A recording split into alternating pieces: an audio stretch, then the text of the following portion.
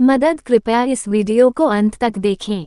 शनिवार रात तकरीबन 11:30 बजे मैं ऑफिस से घर को बाइक से निकला ही था कि कुछ ही दूरी पर एक लड़की नजर आई। सलवार सूट पहने, मदद का हाथ लिए इशारे से मैंने बाइक रोकी तो साथ से ऑटो निकल गया। मैंने कहा जी कहिए। वो गुस्से से बोली मैंने ऑटो को हाथ दिया था, इतनी देर में बड़ी मुश्किल से आया था और आपकी वजह से वो भी निकल गया।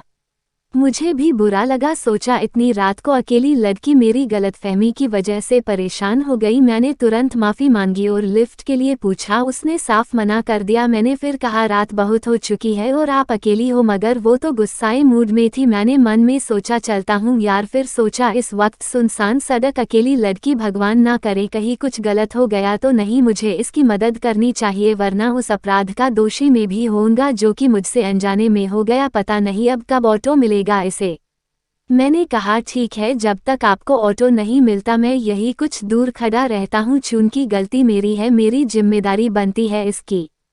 वो कुछ नहीं बोली। ऐसे ही तकरीबन आधा घंटा और बीत गया, समय 12 के पार हो गया। मैंने फिर से उससे लिफ्ट के लिए पूछा और कहा अब तक आधा सफ़र तय कर दिया होता, यहाँ खड़े होने से कोई फ़ायदा नहीं, मगर उसने सुनकर अनसुना कर दिया। अजीब उलझन में था, उसे अकेले छोड़ने पर मन नहीं था, मन में बेचैनी थी, मेरे कहीं कुछ अनहोनी ना हो जाए। फिर सोचा जब मेरे मन में इतनी घबराहट है तो वो तो एक लड़की है और मैं तो उसके लिए अनजान, कैसे विश्वास होगा। आखिर मैं भी एक लड़का हूँ और वो एक लड़की मुझसे ज़्यादा, तो वो मन में डर रही होगी। अचानक मुझे एक उपाय सूझा। मैंने कहा देखो मेरे घर में भी तुम्हारे जैसी एक छोटी बहन है और तुम भी बिल्कुल वैसी हो मेरी, मानो यहाँ इतनी रात को अकेले रुकना ठीक नहीं है, प्लीज मेरे साथ बाइक पर चलो जहाँ तक तुम्हें अच्छा लगे।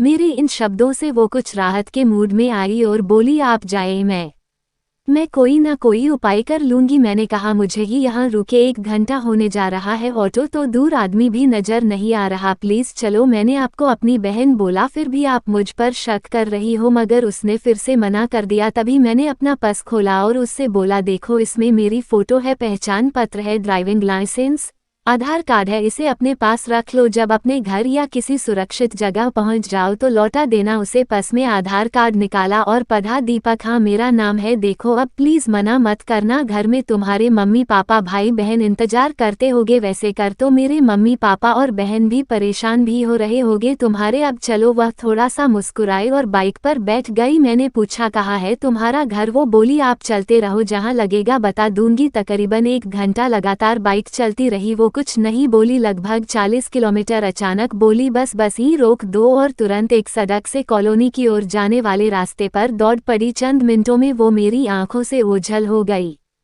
खैर मन में सुकून था, चलो वह घर के पास तो पहुंच गई। जैसे तैसे घर पहुंचा तो 3 बज चुके थे। पापा बहुत गुस्सा हो रहे थे, मम्मी और बहन भी जाग रहे थे, यकीनन वो सभी चिंतित थे और गुस्सा भी। सो बिना कुछ बताए मैं चुपचाप अपने कमरे में चला गया। अगले दिन रविवार था, सो आराम से सो रहा था। अचानक 11 बजे छोटी बहन ने आकर झकझोरा, भैया उठो, कोई लड़की आई है, उसके मम्मी पापा भी है, क्या कोई लफड़ा कर दिया क्या, और हंसने लगी। पापा बुला रहे नीचे, जल्दी चलो, पागल है मैं और लफड़ा, शैतान कही की। अचकच्ची नींद में तुरंत बनियान पहने नीचे आया, देखा तो वहीं रात वाली लड़की और एक अंकल आंटी साथ में थे। ये यहाँ कैसे, इसे तो मैं काफी दूर छोड़कर आया था, इसके घर और मेरा घर तो बहुत दूर।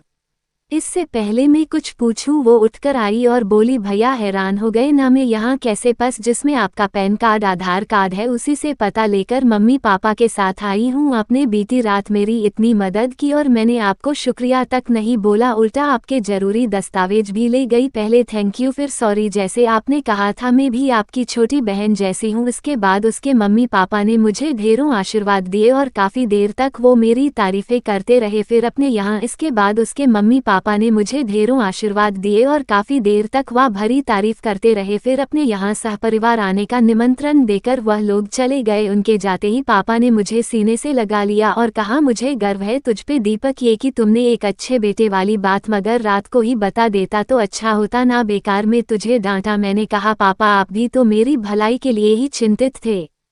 तभी पापा ने एक बार फिर से मुझे सीने से लगा लिया, मगर इस बार मम्मी और छोटी भी आकर मुझसे लिपट गए थे। दोस्तों मुझे मेरे पापा ने एक बात ही समझाई है, अकेली लड़की मौका नहीं जिम्मेदारी होती है। ये कहानी कैसी लगी आपको कमेंट करके जरूर बताएं और हाँ चैनल पर नए हो तो सब्सक्राइब करना न भूले।